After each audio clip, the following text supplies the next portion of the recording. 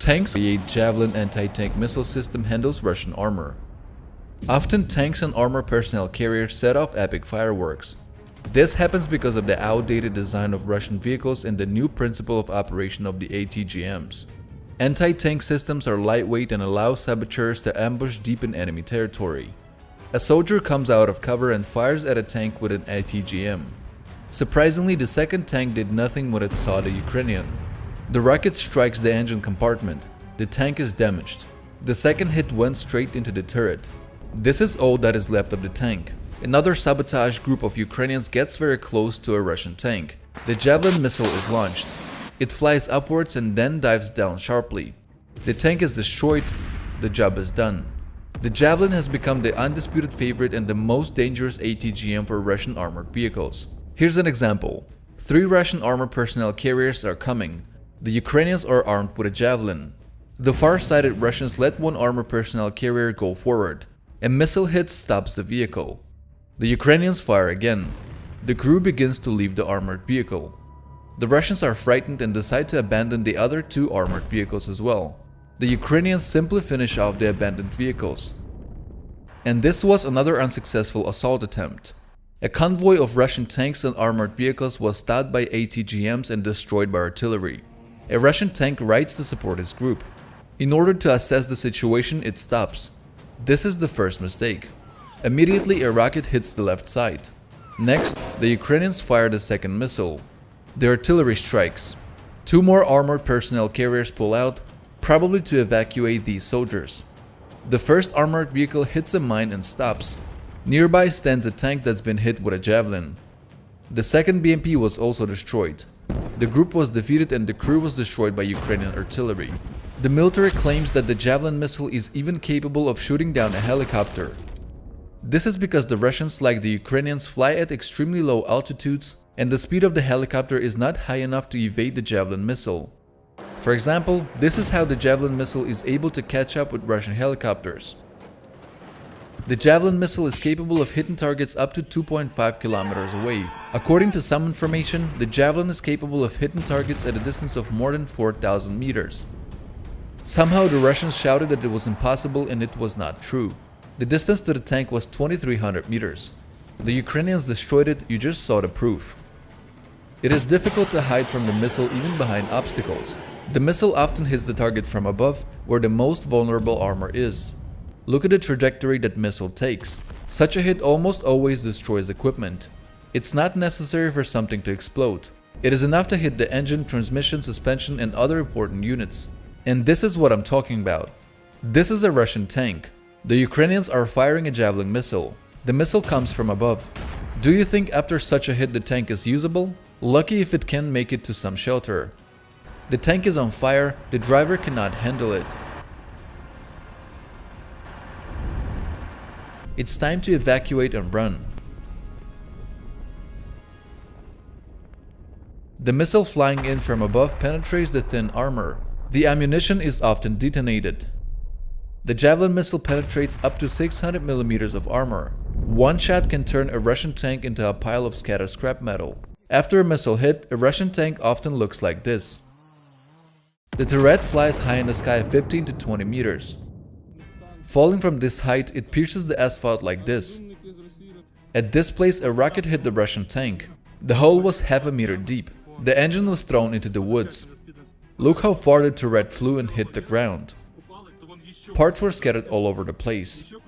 But there are times when one shot is not enough. That's why Ukrainians often shoot at a tank twice.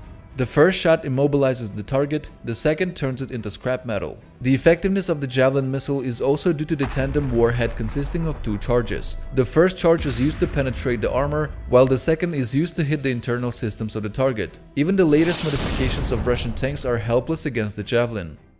Now you're witnessing a direct hit on a tank. Ammunition instantly ignites.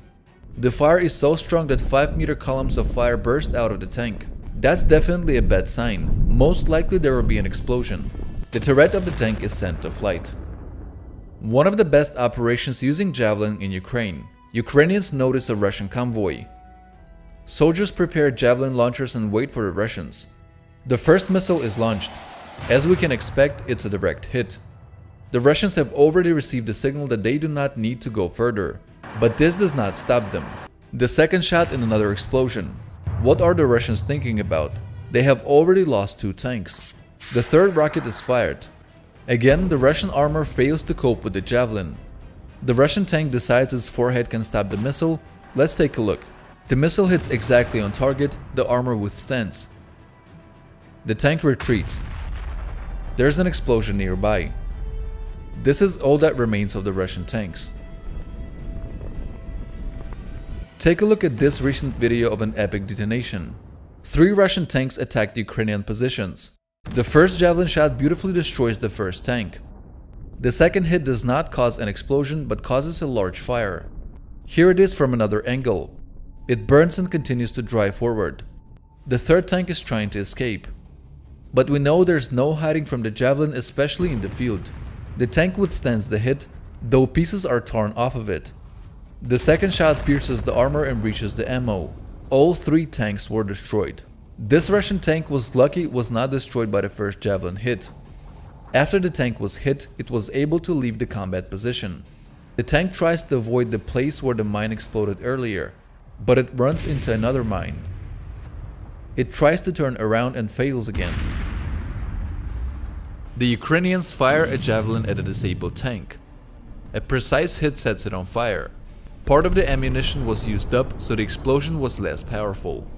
Anyway, it was enough to tear the turret off. The Ukrainians are also using another ATGMs to destroy Russian armored vehicles. This is how the Russian armored vehicle was stopped and then finished off. Probably the red dot is the Stugna rocket fired at the Russian APC. You can see the results. A Russian tank has taken up a position near one of Ukraine's coal enterprises. Reconnaissance has detected it. Ukrainians set up Stugna missile defense system to work. The missile has been fired. It has laser guidance and follows into a laser illuminated object. After a hit, the tank catches fire. It is destroyed. In general, Stugna missile launcher deserves a separate video. If you are interested in this topic, let me know about it in comments and I will make a video for you. The NLAW is also quite popular in Ukraine and has proven itself well. Its main difference from the Javelin is its low weight and higher rate of preparation for firing. Ukrainian intelligence revealed a Russian stronghold. The Russians dug special pits and drove armored personnel carriers into them. This is how they thought to protect their equipment. The Ukrainian saboteurs armored with NLAW complexes set out on a mission. The soldier fires the first shot, hitting a Russian armored personnel carrier. The second one is dealt with by artillery. The mission is completed. The NLAW has a high armor penetration rate. This is the Russian T-80 tank. The NLAW pierced right through it. This is where the missile hit. It punched through the armor, the batteries, the fuel tank and out on the other side. The first time I saw it, I was very impressed. Swedish Carl Gustaf anti-tank systems are also known to be used. The main feature is the low weight and a large choice of charges, all depending on the targets to be fired at. For tanks it is one charge, for shelters another, and so on. This is the T-90M, the most modern Russian tank.